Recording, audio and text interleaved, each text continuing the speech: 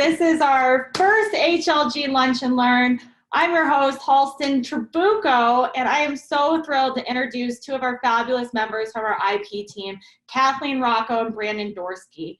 We'll be hosting these Lunch and Learns every Thursday from 12 to 1 Mountain Standard Time.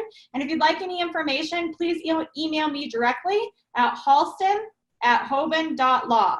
Take it away. Hi, I'm Brandon Dorsky.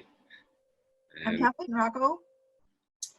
We're happy to be here with you today. We're going to be talking about various forms of intellectual property, but first we'd like to introduce ourselves and tell you a little bit about our history that brought us here. Do you want to go first, Brandon? Sure. I am an attorney licensed to practice in California. I've been practicing for about a dozen years and spent a little bit over a decade practicing in the cannabis and hemp arena, focusing primarily on intellectual property and what's known as soft IP, which is commonly known as trademarks and copyrights. Trade secrets could be considered soft IP, and then there's hard IP, which is Kathleen's specialty. She's a patent expert, an ace, and I'm sure she can tell you a little bit more about herself. So I am a patent attorney. I am admitted to the bar in California, as well as being admitted to practice before the Patent and Trademark Office, so I'm a registered patent attorney. My background was originally as a scientist, but as is true for many patent lawyers, I love learning about science, but I don't like doing it very much. So I took that interest as well as my love and aptitude for writing and decided to become a patent lawyer. And it's a great job for people who like to see all the stuff that works and don't like to have to deal with why isn't my equipment working and why are my experiments, giving me weird results. So it's the perfect profession for me. My background is fairly broad. Technically, I've worked in the biotech area, the agriculture area, and also in pharmaceuticals in both small and large molecules. So I can pretty much handle anything that anybody in the cannabis industry wants to throw at me, with the possible exception of electronics and mechanical stuff. But we have people who can do that here at Hoban. Patent law is great. It's a really interesting profession, and it's a very powerful tool for cannabis entrepreneurs that I think is being overlooked to the peril of many cannabis businesses, and we can get into that. So with that, why don't I just launch into our discussion here? And Brandon, please feel free to jump in anytime if you feel like I'm either not, if I'm missing a point that you think is important to our audience, or if I'm rambling, which I tend to do. Patent lawyers are a little nerdy, so you have to sort of indulge me here. So really the challenge with respect to the cannabis industry for Hoban Law Group and any IP attorney is why intellectual property? I didn't really sign up to be an insurance salesman, but in a way that's kind of what IP is. It's insurance in the sense that it is a tool that you can use to maintain your market exclusivity with respect to your branding and also with respect to your technology. If you have patent rights, if you have trademark rights, that entitles you to prevent other people from making, using, or selling in the patent realm technology that is covered by your patent claims, and in the trademark realm, it can prevent you from have other people using marks that are the same or confusingly similar on the same or similar goods. But IP is more than just insurance, and I think that when you are a business person, you have to of course consider costs. Not few of us have the luxury of having unlimited budgets, but you also have to think about your return on investment. So is it expensive to secure patent rights? In some cases it is, but you have to think about, what else goes into this equation. And in the case of IP, you have to think about what would be the cost to my business if someone came in who had more money and better marketing expertise and stole my branding and started marketing products using my branding. And in many cases, it would destroy your business. So, when you're looking at that, $1,500 or so to do your trademark application filing, you know, $1,500 is not trivial, but it's certainly trivial when you consider the loss of your entire business. So, you know, you need to be a bit smart and strategic and sort of put into your business money that will be well spent and will prevent future costs in terms of litigation and lost business down the line. Right. And so there is definitely that insurance aspect to it, right? Yeah. So then also, though, there's the monetization aspect of it. You know, IP is not just a cost. It can also be a corporate asset that increases the valuation of your business, especially if you have an integrated, well-considered global intellectual property portfolio.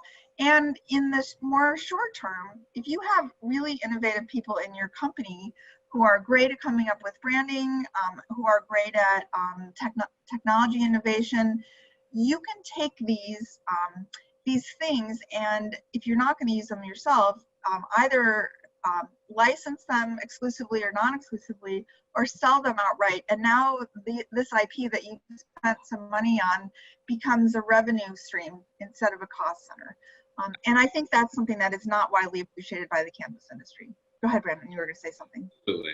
In addition to IP being an insurance policy, intellectual property can be a fantastic asset for any business. And building an IP portfolio is a way to build your asset class. And what Cathleen was alluding to in terms of, the transaction costs of registering IP versus the insurance it may provide, you know, there's something that comes up, the opportunity cost. And the opportunity cost of not registering your intellectual property can mean spending a tremendous amount backtracking or trying to recover brand identity or technology that you came up with but did not adequately protect. And so it left it open to potential competitors, new market entrants to borrow or utilize an asset that you really created but was not completely protected.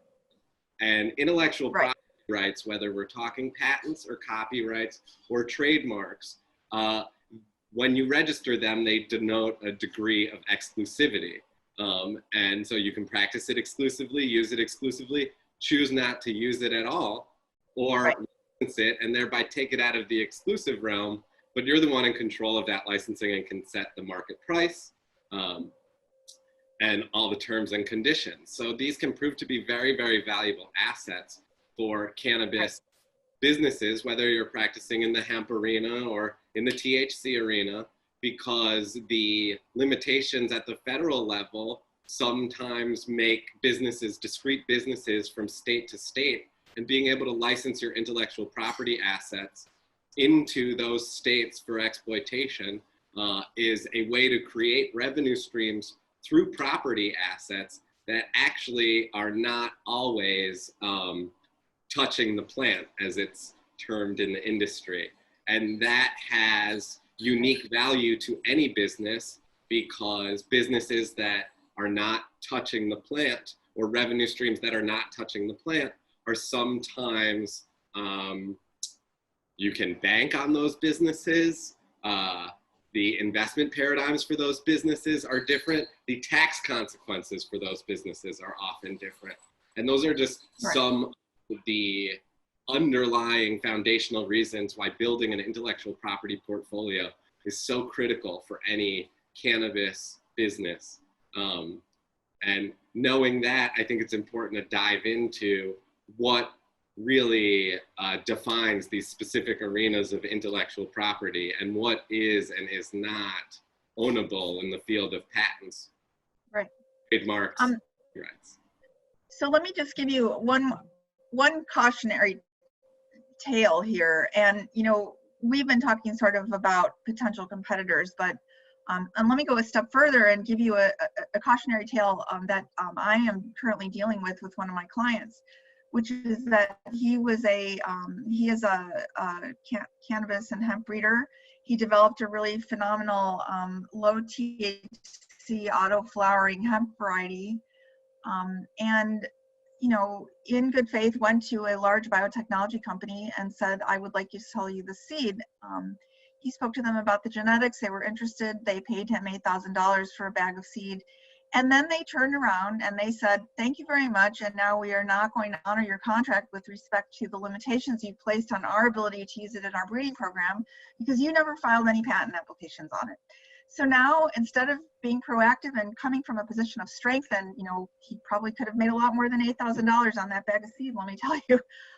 Now we are having to go and sort of run around and retroactively apply for patent rights. We can only do that in a limited number of jurisdictions because, unlike trademarks, which rely on sales to establish rights, in the patent realm, once you have sales or market activity or public disclosure, you have you've succeeded in automatically forfeiting your patent rights in most countries in the world. And in the countries where you haven't done that, now you start the clock on a limited grace period during which you have to file your application.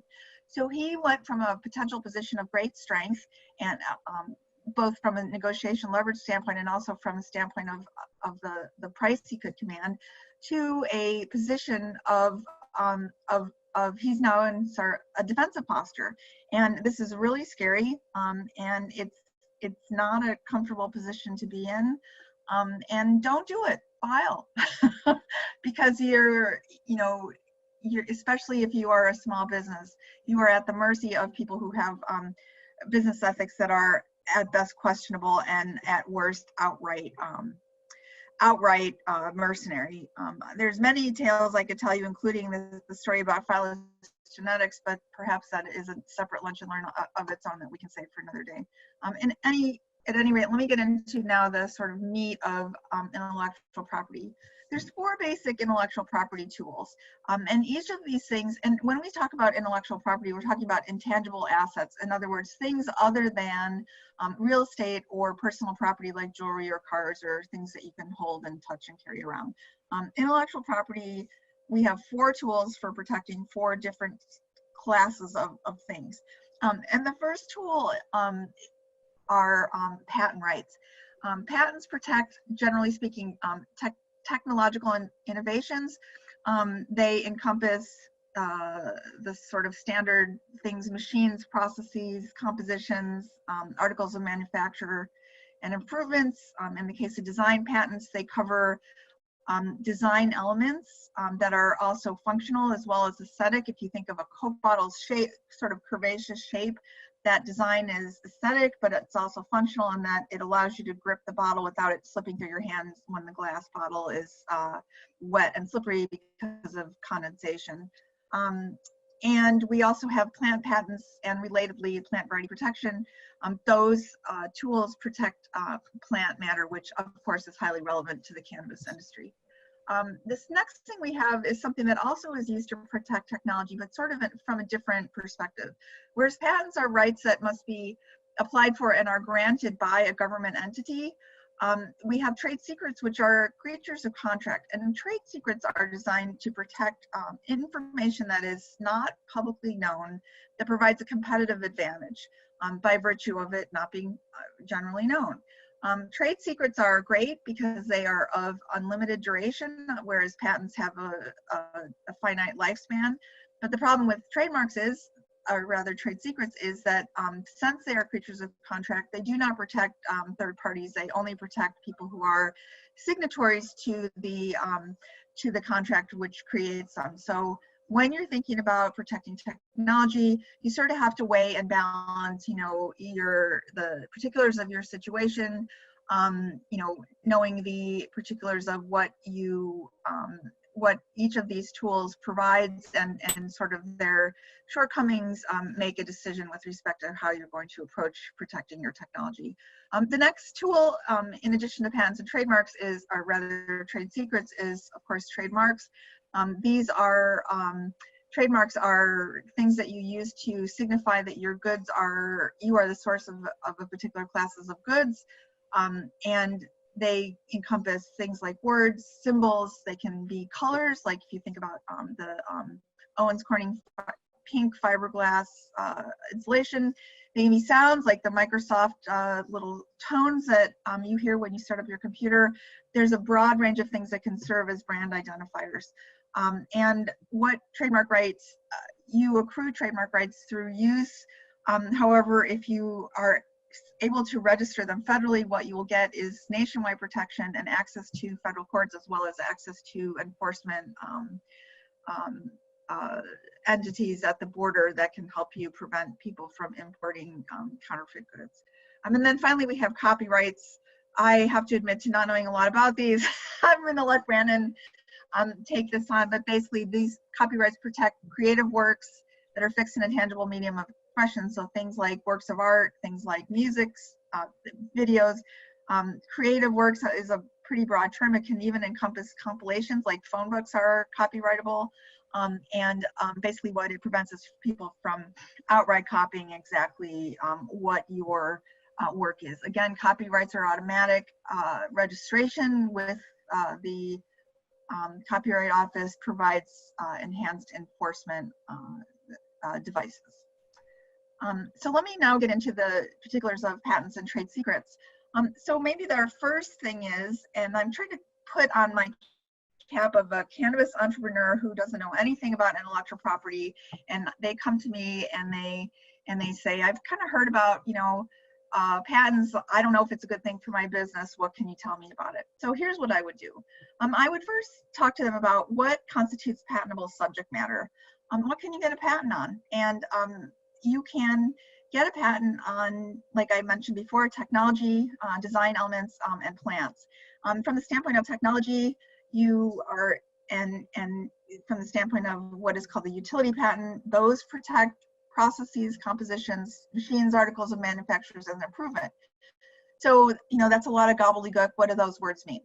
Compositions of matter are things like pharmaceutical formulations, topical creams that contain cannabinoids, for example, edibles, beverages, a lot of anything that you sort of kind of put together. But there's another sort of aspect of compositions of matter, which is that as interpreted by the Supreme Court, compositions of matter can also include biological organisms. So, for example, genetically modified organisms like plants, transgenic mice have been copyrighted. You know, gene therapy viruses that are used to deliver genes that are used for gene therapy. There's a plethora of things that are potentially patentable. So it's best not to assume anything until you talk to your friendly neighborhood patent attorney with respect to whether your invention is patentable, because in all likelihood, and especially if you have a great creative patent lawyer, it will be. So the next sort of class of things are machines, and I think that's fairly self-explanatory. Articles of manufacture are things that are basically you would buy, you know, off the shelf. Like I had one come across my desk, which was like sort of the equivalent of a beer cozy, except for a vape cartridge, and that was intended to prevent the vape cartridge from being dropped or from rolling off a table.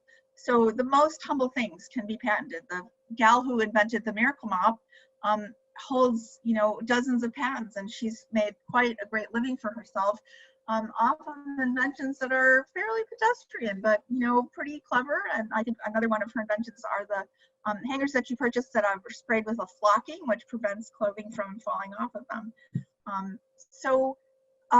Another aspect of patentable subject matter are processes. So in the cannabis industry, we would think in terms of extraction protocols or cultivation systems, anything that is sort of steps to achieve a changed result.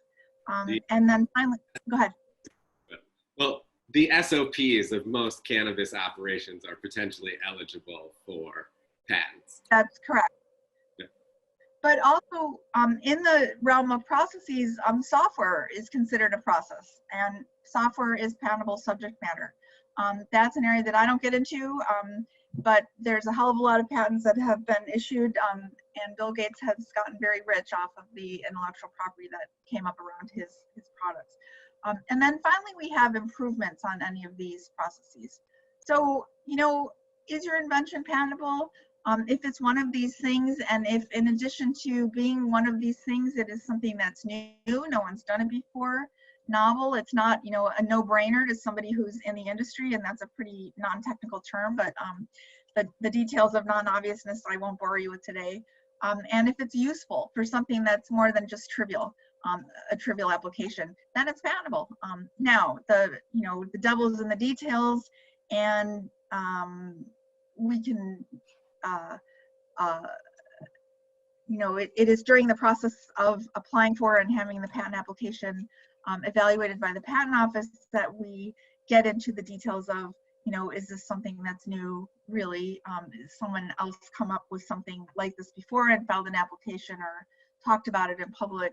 And that's sort of the process known as patent prosecution, this back and forth with the patent applicant and the patent office, where the patent office is saying, no, your invention isn't patentable, and you're saying, yes, it is. And, we have these arguments, or we're going to change our claim slightly to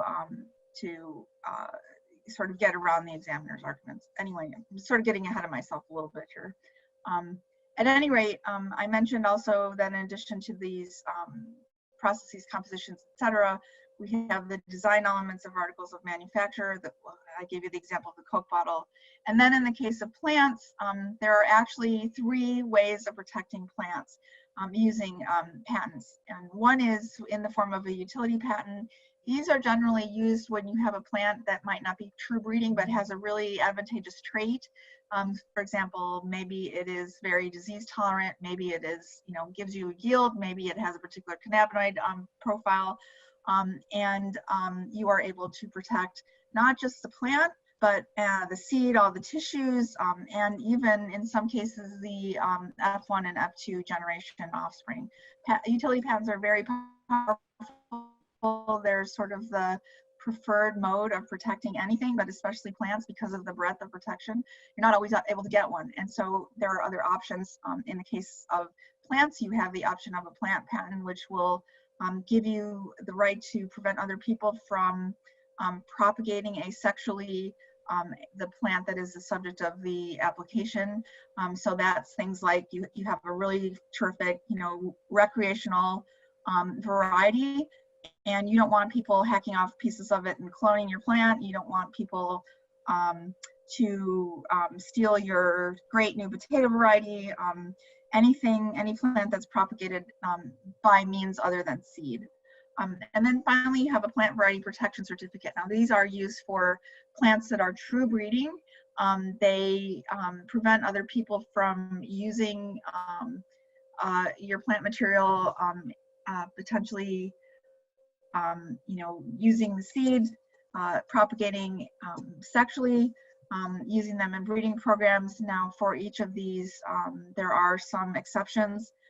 There is the breeder's rights exceptions, which allow people to use your material in a breeding program so as to create varieties that are distinct from your own. That's sort of something that your lawyer has to help you figure out when you're thinking about suing people. But those, there's a common misconception that because, and I should have said this at the top of the hour, because cannabis that contains THC is federally illegal, we can't get a patent on it. That is wrong. That is not the case. But illegality, whether at the state or federal level, is completely irrelevant to patentability. It might impact your ability to sell your products. It might impact your ability to trademark your products. However, it has no bearing on your ability to patent your products. So let's talk now about how you get a patent. As I mentioned a little while ago, patent rights are not automatic. You must apply for them. And the way you apply for them is you go to, there's one of 2 ways, and I have a particular bias about which one of these ways is better, and I'll explain why. Basically, you have to file an application with the patent office in whatever country it is that you want protection.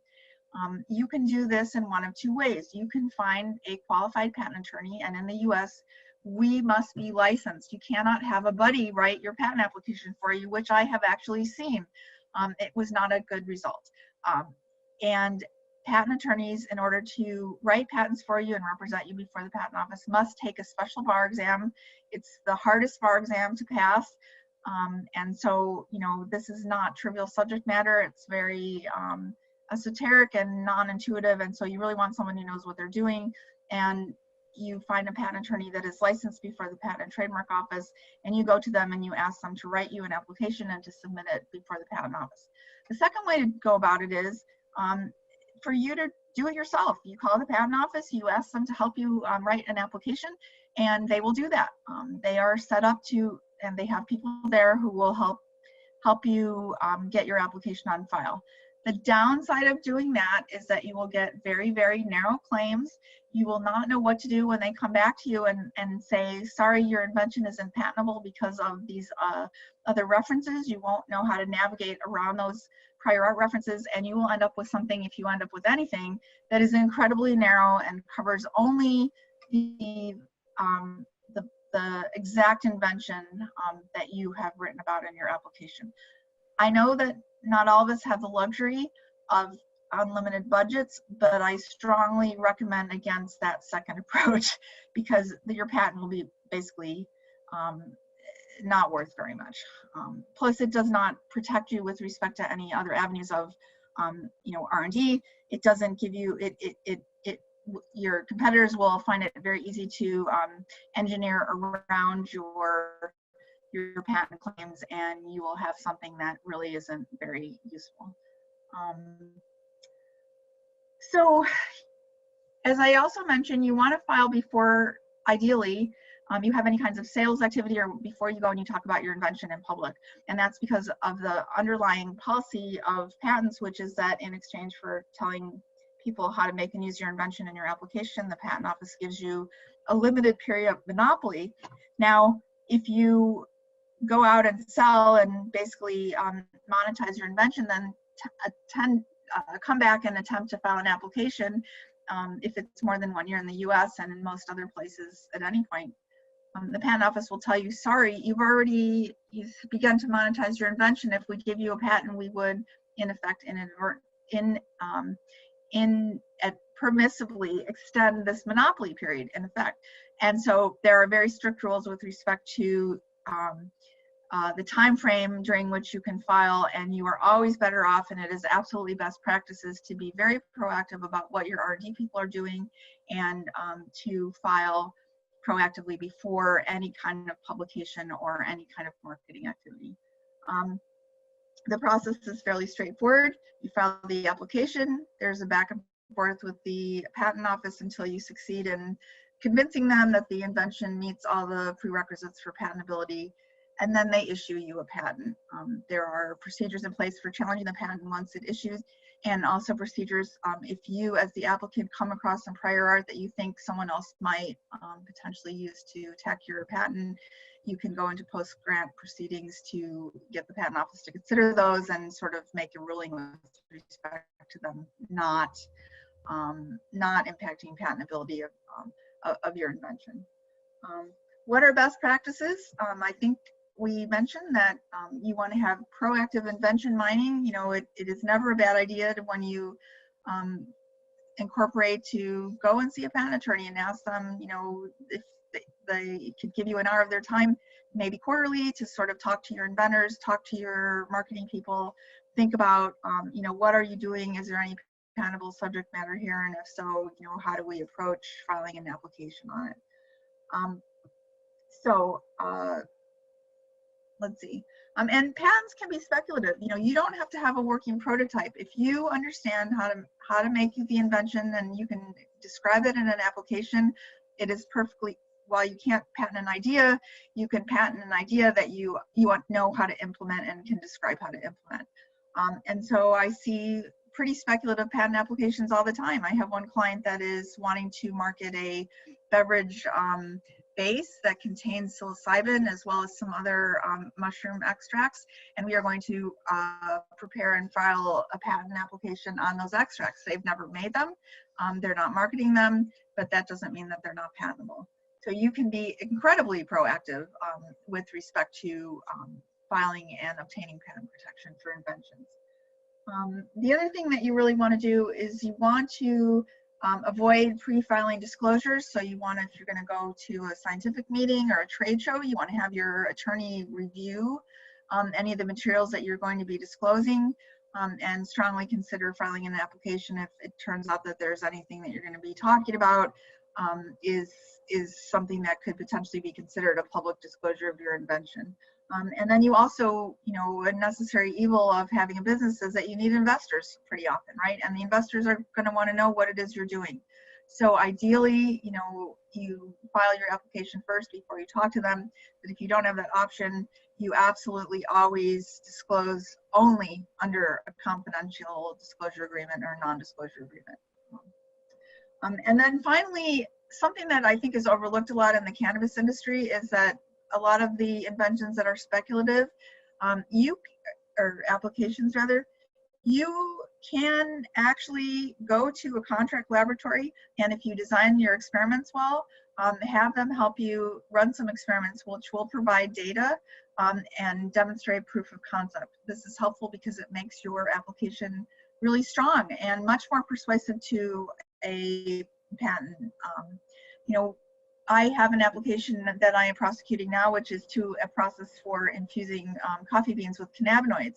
It's a deceptively simple process, but it works. 2/3 of the cannabinoids, in general, when people produce cannabinoid coffee, they simply mix hemp oil with an edible oil like coconut oil and coat the beans. The problem with that is the cannabinoids oxidize.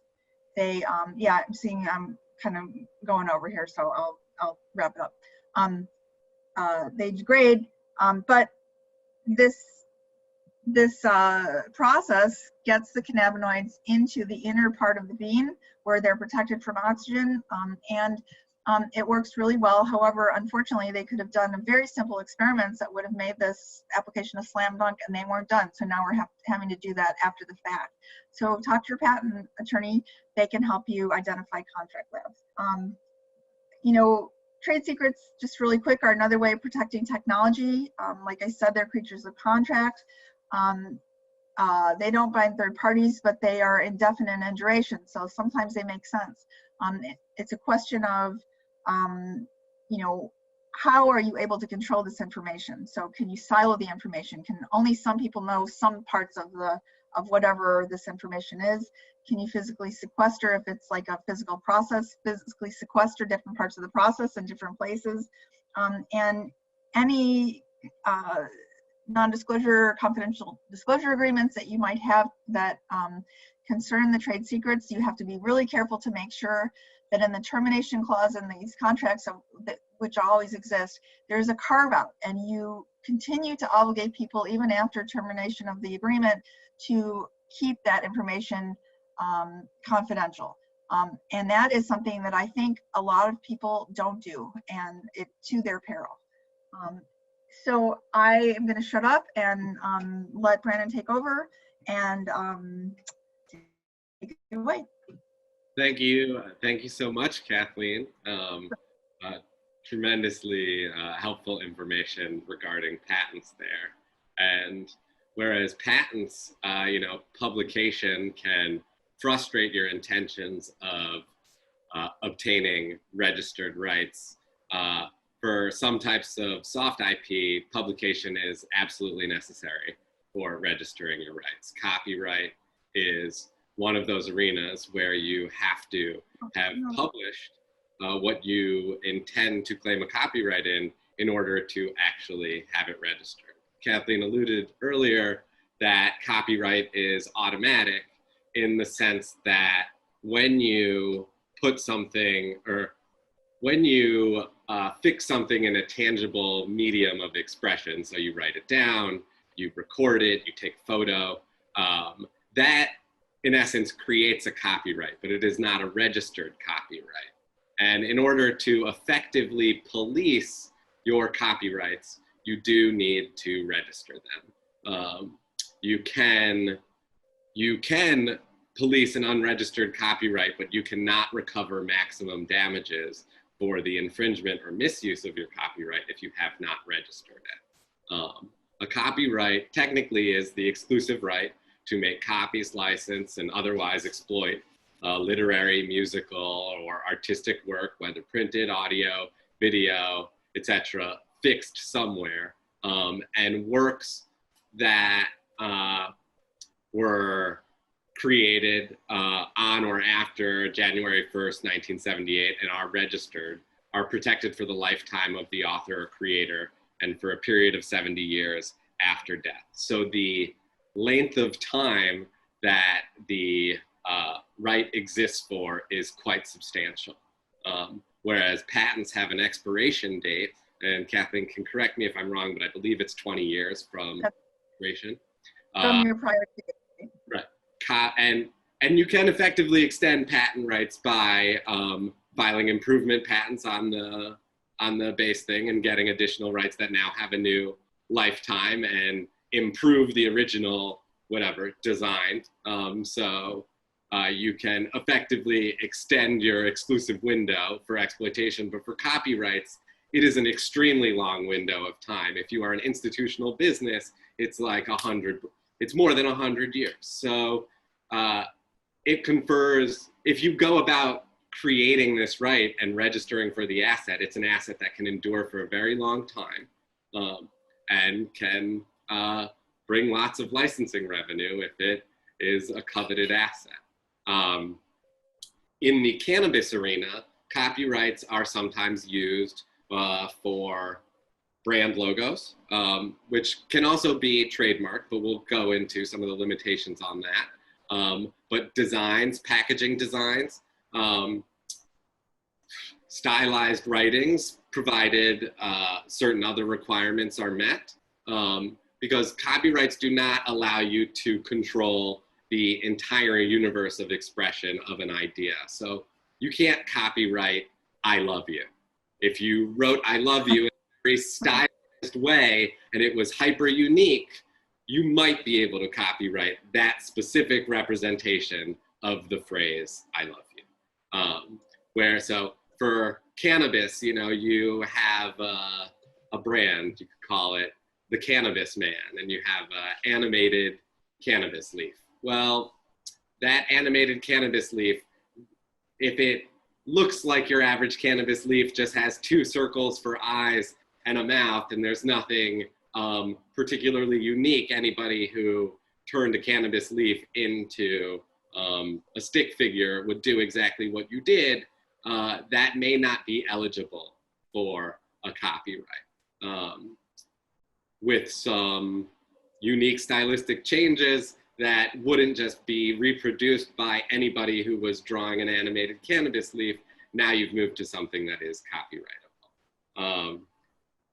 The field of trademarks is a different type of intellectual property protection, and that is, trademarks are not automatic. You do have to register for those rights, and those rights become available to you when you use a mark in commerce. Brandon, I just want to interrupt you. Isn't it the case, though, that while you may not have access to federal courts, simply by using marks in commerce, you do accrue common law rights, which can be enforced by in state courts, which is unwieldy and expensive because you're substituting the expense of litigating lots of cases for the expense of registration, but you are not without recourse. Correct.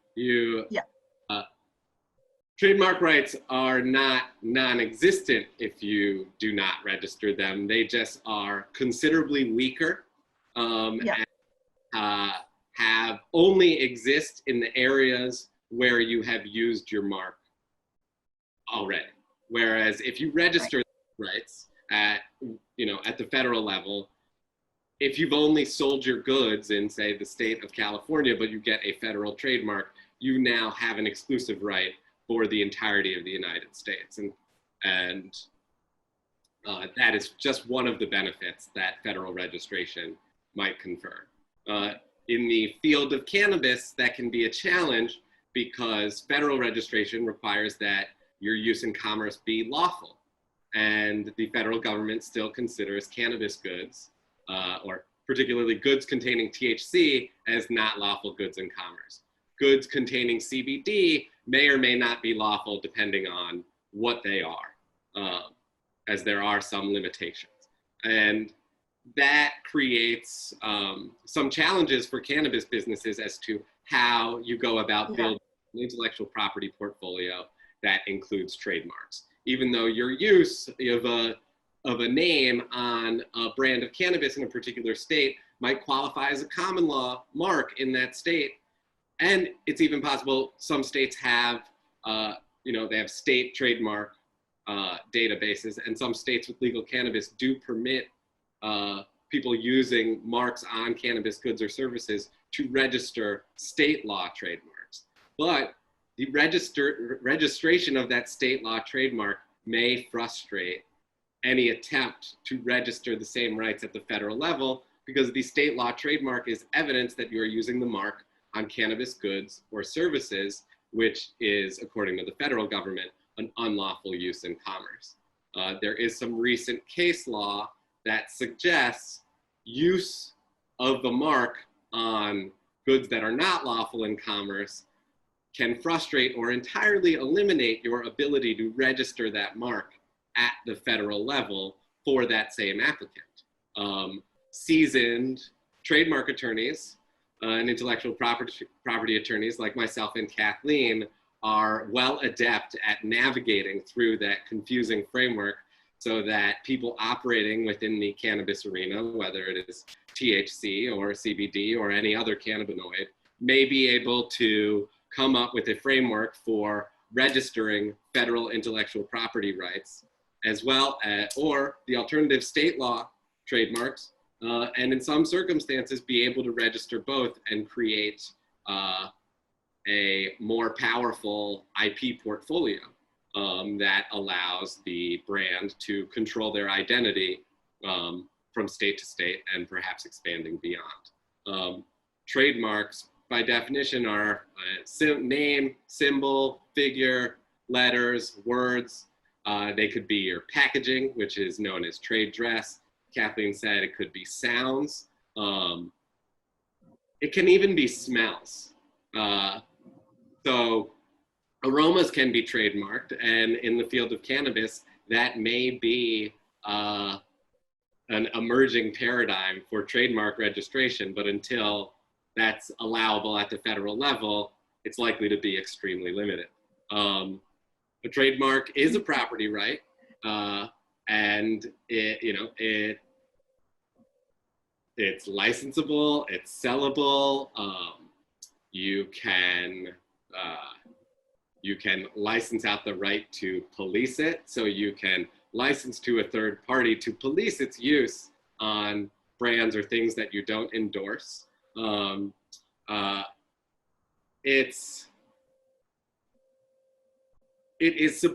Trademarks are supposed to serve as source identifiers. So when someone sees them, they know the origins of goods or services. And as any business goes about building their brand identity and visibility in the marketplace, trademarks are extremely important, and not registering a trademark can prove to be a very costly error. We've seen already in the cannabis arena, some brands come along and establish some powerful brand identity or visibility and not obtain any trademarks. And then competitors in other states sometimes are using similar names or identical names on similar goods. And it creates a confusing framework as to where those goods are sourced from. Had some of those market actors registered trademarks, they may have been better able to police out a third party's use of a substantially similar brand name. I am available at any time and can be reached at brandon@hoban.law. If anyone has any questions or is interested in learning more about some of these relatively new trademark battles where there are parties in different states using a same or similar name, or there are parties in the same state using the same or similar name on slightly different products, like edibles, but they're in slightly different formulations, or one's an edible and one's a beverage. And this is likely to be an arena of law where there are we're going to see an emerging, or we're going to see more and more issues coming up for trademark cannabis arena because of this frustrating lack of agreement between state laws that allow for the registration of trademarks and federal law, which continues to prohibit it. There are other jurisdictions that actually allow, cannabis in commerce, places like Israel and other countries, and some businesses do explore the registration of trademark rights in those jurisdictions that do allow it for their entire country, and then are engaging in frameworks to try and build that brand identity stateside. I just wanted to really quick interject. This is a big problem, and it is really difficult to surmount. But I think entrepreneurs who are selling CBD ingestibles do have some other options, just really quick. One would be to substitute cannabis seed oil. You can still advertise your product as being a hemp product, but it is not illegal because cannabis seed oil has no cannabinoids in it. And it is the cannabinoids which are the issue, whether it's THC or even CBD.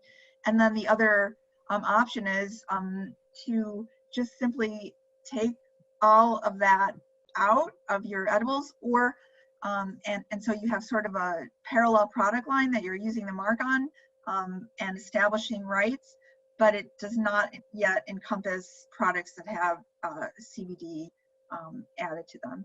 And then finally, the old t-shirts and baseball cap approach, which I think is pretty common.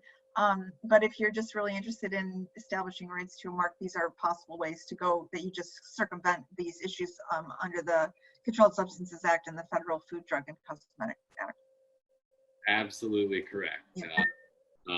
What Kathleen's alluding to is you can avoid a lot of these issues if the initial products you introduce into commerce have absolutely no cannabinoids. Those are absolutely legal at the federal level, and right. You register trademarks and secure some brand identity, and then you have a property right that you control. And if you want to engage in transactions or relationships that may permit for the use of those rights downstream, or not enforce a trademark infringement on someone that may use those rights downstream on a cannabis good, you are in a much more controlling position if you've registered those rights. Does that echo what you were saying, Kathleen? Yes, exactly. And she mentioned ancillary goods like t-shirts. That's a very popular category. The well-known cannabis brand Cookies did register trademarks in t-shirts, as well as jars, plastic bags, and other things that might be ancillary or adjacent to the cannabis marketplace. Some other types of goods that you see trademark registrations for products that may or downstream might contain cannabinoids are cosmetics, lubricants, pharmaceutical products, paper products and printed materials like boxes, glasses, glass jars, kitchenware products, clothing goods, processed food products,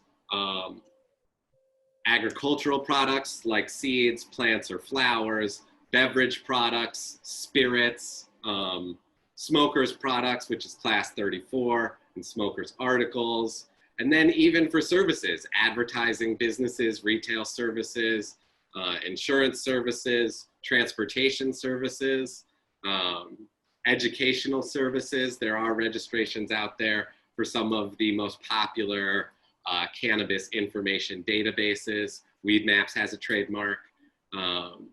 So if you're operating in the industry, federal trademarks are available to you. It is just, it's nuanced, and the application process and not shooting yourself, it's easy to shoot yourself in the foot if you are trying to register brand identity for products that may contain cannabinoids or for services that are intended for the cannabis marketplace. And so I would encourage you to contact an intellectual property attorney if you are building a brand, either for the hemp arena or the THC and marijuana arena, because early discussions with an intellectual property attorney can probably save you a lot of time, frustration, and money downstream. That's true. And just real quick, there are such things as Zoom trademarks and other sort of online, $49 to register your mark. The problem with that, as Brandon pointed out, is that you can shoot yourself in the foot. And these organizations basically offshore the applications, which is actually an ethical violation.